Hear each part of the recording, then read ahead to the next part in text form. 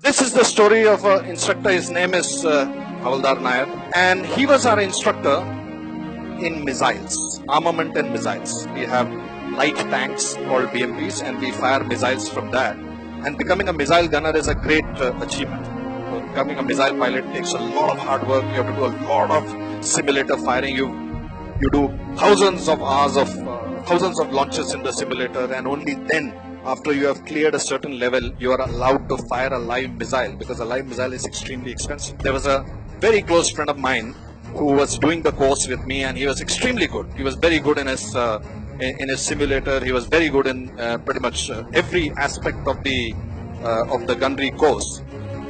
And for the final day, he was heading to be the top grade. We go to these firing ranges in Ahmednagar, KK ranges as they are known. These tanks are lined up, the missiles are loaded on it, and the controlling officer is put everyone on their respective tanks. And then he says, okay, report when ready. My friend is in the last BMP, and when he is told to fire,